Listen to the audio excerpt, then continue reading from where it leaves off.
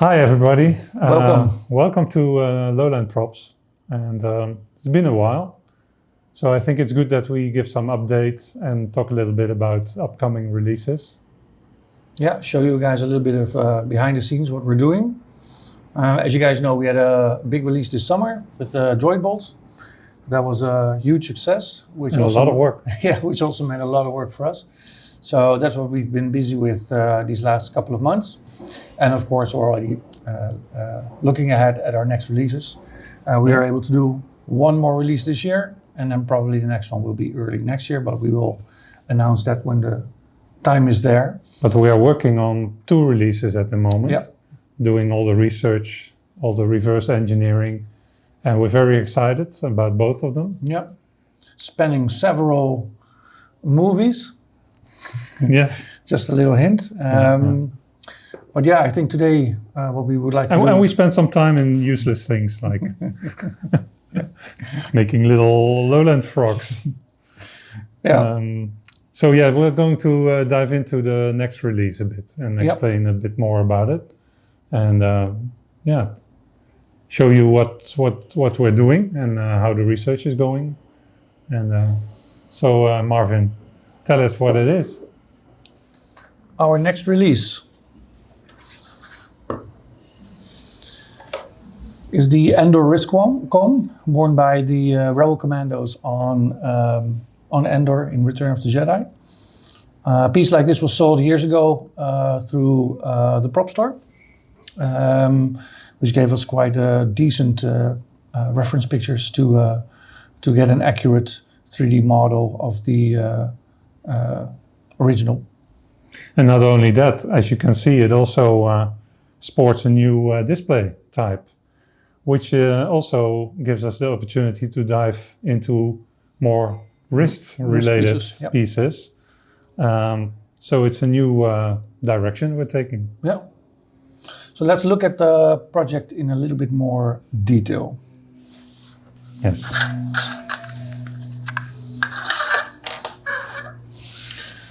These are the 2 main pieces. Roy, maybe you can tell us something about the body? Yeah.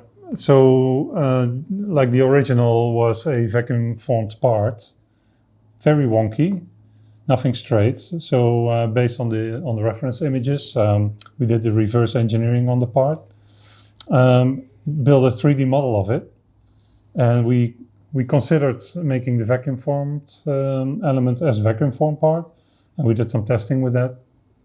But in the end, we discovered that.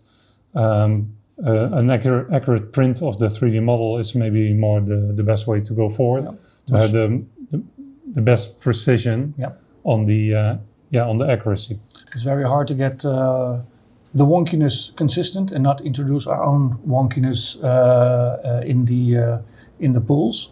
So, which is why we opted for a 3D master that we adjusted by hand and had cast in polyurethane resin. And just to show you a little bit, like the shape is not symmetrical. Also, the curvatures. It's I think related to the vacuum forming process itself, but also to the manual labor on creating the master of this original. Yeah, the buck was most likely a wooden buck. We don't know for sure, but most likely you can even see a little bit of texture on the inside of the original, which we recreated. We recreated. And yeah, when that's hand formed, probably on a belt sander and with some handwork, of course, it's never going to be with the precision that we would do nowadays in 3D. But we replicate all of those wonky elements to make it feel like a true Star Wars original. Yeah, and now you can talk a little bit about this piece as well. This is the little detail plate that goes in. This is all original kit parts that were used to create the master. Again, here's also not everything is completely straight, just like the original. There's some air bubbles in there that we recreated that were in the original cast, just to get that real correct feel, right? If you have a Star Wars collectible that is pristine, it will never feel exact. It will never feel right in that sense. That's part of the charm I think, Star Wars and our replicas as well. Now, before we talk a little bit about the process of painting, I also want to spend some time about the elastic band that's, wrapping the device on the wrist. This one is not the final one. It's already, closer than your average elastic modern band. But we are also replicating the elastic band. Having it custom made to make sure that we get the right feel as well. Yes, and we are in the process of getting the exact weaving correct. And that's a challenge that we're doing with a supplier. Yep. So not your commercial standard. No, it's not an off-the-shelf elastic band that we were using. Yeah. So in the end, everything is custom made. And yep. Maybe you can also show the patch with the paint on it.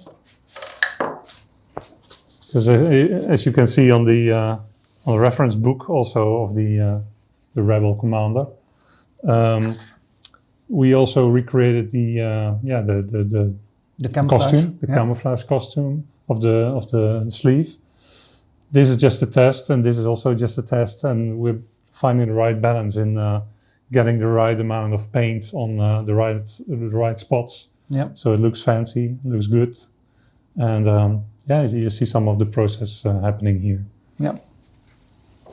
And like Roy said, one of the key elements for this one, because we actually did think about putting this on our regular display, and it worked in a sense, but it didn't do full justice to the piece because it's a wrist piece. So we were thinking, like, how can we create something that simulates that part of a forearm, that wrist area. Of course, looking also at watch displays that you see in jewelry shops. But we also didn't want to stray too far from our normal display concept. Yeah, because if you would have used our common display, this doesn't go on well. No. So we did a lot of work in trying to get this display functional for these type of wrist pieces. Like Roy said, this has opened up a whole area for us to expand with new pieces that are wrist pieces. But we also wanted to fit in our line. So if you take the original display that we have, you can see that the width of the display is the same. Of course, the finishing is the same. The angles are the same. So it actually really fits well in the line. And won't feel like a standout piece, I think, in that sense. No. And the fancy thing is that you can take off this element completely, put on the wrist piece, and also future wrist pieces with similar shape, and then you put it on, and you can then snap it on here, and you can even rotate it a bit in your preferred angle, and you can take it off if you want to wear it yourself. Yep. Like we always do. Yeah, every night I go to bed. So maybe you can talk a bit about the painting. Yeah, the painting. This is a common problem or challenge that we have in all our pieces. And that is that every reference picture that you have has different lighting. The movie itself has different lighting, even in between scenes.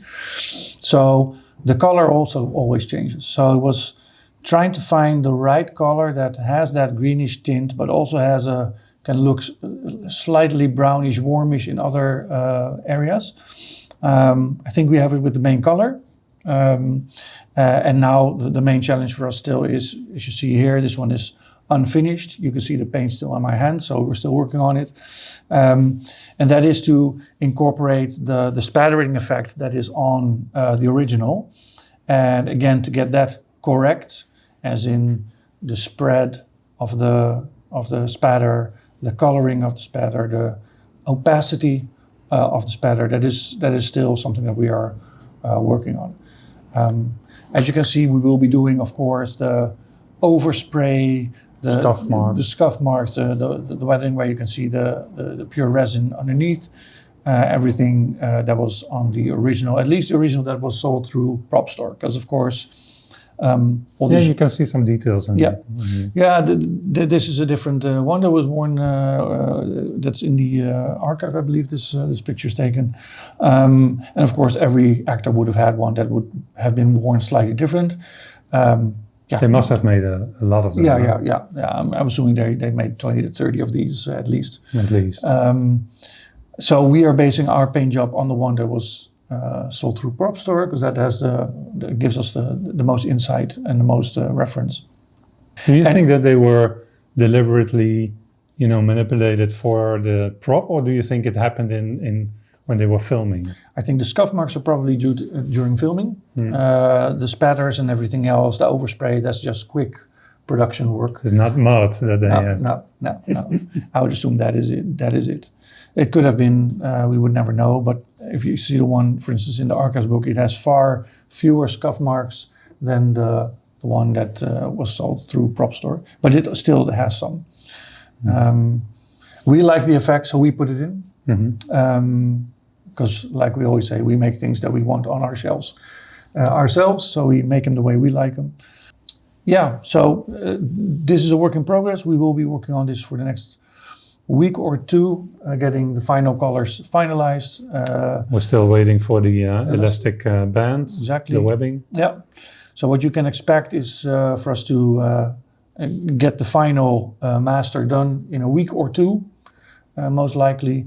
Then we will put up our project pictures and we'll do the specific announcements of when this release will go on sale. Yep. To our website. We hope you guys are excited about this as much as we are. It's like I say to Roy quite often, it's similar but different, but the same, but still a little bit different. So it fits within the line, but it opens up new pieces for us, which we are very excited about. And the release after that, we're not going to announce it now. No. But it won't be another wrist piece No. immediately. No. So We will probably do another wrist piece during somewhere next year. yeah, hopefully. But the next piece, to give a little bit of a hint, it will be something from the prequels. We've had a lot of requests to do something from the prequels. Since Yeah, so we're listening to you guys Yeah. when you do give us proposals or Yep. ideas. Yeah. But what it exactly will be is still a secret. We will probably announce that somewhere in December, I would think. Yeah. All right. Thanks for watching. Yep. And we hope to, to see you back on the website. Yeah. And if you have any questions, you can always send us a message, Yes. as we always do. Yeah. All right. Thanks. Cheers.